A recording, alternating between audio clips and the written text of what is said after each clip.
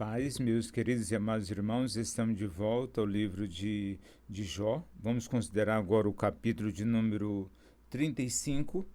O tema desse capítulo é Quando Deus Parece Distante, Eliú e a Espiritualidade Mecânica. O que nós vamos ganhar ao participar, ao nos debruçar sobre esse estudo? Nós vamos aprender a identificar uma espiritualidade seca, baseada em fórmulas e sem empatia. Nós haveremos de entender que o silêncio de Deus nem sempre é rejeição. Pode ser ensino e amadurecimento. Nós haveremos de ver como Eliú erra ao julgar a motivação de Jó, mesmo usando argumentos teológicos corretos da sã doutrina. Então, nós seremos convocados, chamados a buscar a Deus com sinceridade, não como troca ou mérito, nada disso. Qual o tema desse estudo? A síntese desse estudo. Então, nesse estudo, Eliú acusa Jó de praticar uma fé utilitarista, sugerindo que Jó busca a Deus apenas para se livrar da dor. Então, ele afirma que as nossas ações não afetam a Deus, como se isso invalidasse o clamor do sofredor. E também nós vamos, Eliú, ao tentar defender a transcendência divina, ou seja, um Deus que é grande, um Deus que domina o universo inteiro. Então, Eliú, ele ignora a sua misericórdia. Uma fé sem calor, né, e um argumento sem compaixão. E assim, isso é a síntese do nosso estudo de hoje. A título de introdução, deixe-me dizer a você o seguinte: o capítulo 35 de Jó traz um discurso de Eliú que parece, à primeira vista, biblicamente sólido.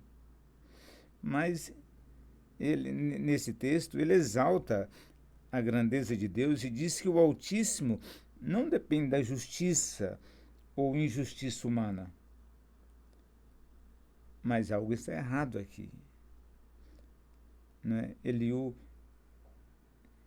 é verdade que isso que ele acabou de dizer aqui, que a nossa Deus é um Deus tão altíssimo, tão grande, tão sublime, que ele não depende do homem para nada. Isso é verdade. Mas algo está errado. Mesmo assim, Eliú insinua que clamar a Deus no sofrimento pode ser inútil, caso não haja uma espiritualidade perfeita por trás do clamor. Então, nisso consiste o erro de Eliú. Observe bem, sempre uma mescla de verdade, mas uma aplicação errada. Então, esse tipo de discurso revela uma espiritualidade mecânica, que vê a ação de Deus como uma troca, não como um vínculo da graça de Deus. Então, esse capítulo que estamos estudando hoje, o 35, ele nos convida a refletir. Quando Deus parece distante, né, será que é sempre a nossa culpa? Ou será que o silêncio dele também pode ser pedagógico? No caso de Jó, claramente é. Né? Nós vimos isso desde o início. Então, vamos ao texto. O Jó busca a Deus por interesse. Né? Será isso verdade? Versículo de 1 a 3. No versículo 3, ele diz o seguinte: que vantagem tenho eu? Que ganho com não pecar? Então, Eliú distorce a angústia de Jó. Ao invés de ouvir com empatia, interpretar as palavras de desespero com teologia, ele interpreta as palavras de desespero de Jó com uma teologia errada. Jó não está dizendo que a justiça é inútil. Ele está gritando por sentido no sofrimento enquanto está padecendo. Então, Eliú vê o utilitarismo onde há dor. Então, amigos e irmãos, antes de corrigir alguém, ouça a sua dor.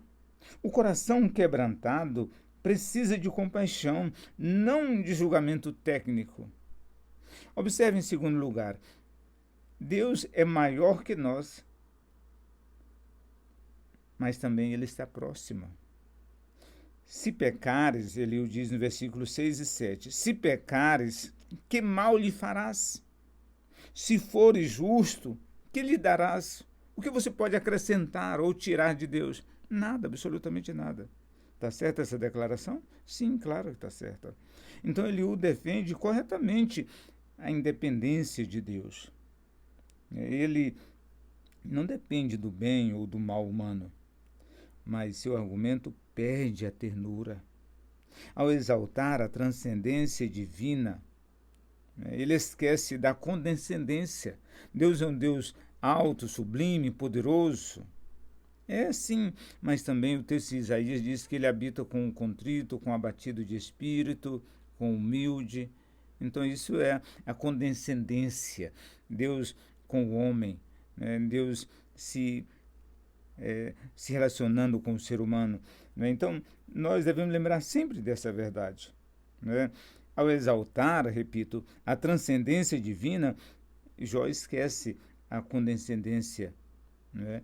E a condescendência de que o mesmo Deus sendo infinito, ele se importa conosco, se importa com o pó, podemos dizer assim. Então, que aplicação nós podemos trazer para a nossa vida diante desse estudo? Né? Ou seja, teologia sem encarnação produz frieza espiritual. Deus é grande, mas também é Pai que ouve o gemido dos seus filhos. Não podemos esquecer disso. Em terceiro lugar, o silêncio de Deus é sempre culpa do homem? Observe o que ele diz, é isso os versículos de 9 a 14, mas observe no versículo 9 e 10. Clamam por causa da opressão, mas ninguém diz, onde está Deus, o meu Criador? Então, ele o acusa muito de clamarem, mas não por Deus, e sim por alívio. Embora haja verdade nisso, ele desconsidera que o clamor humano pode levar a uma busca sincera.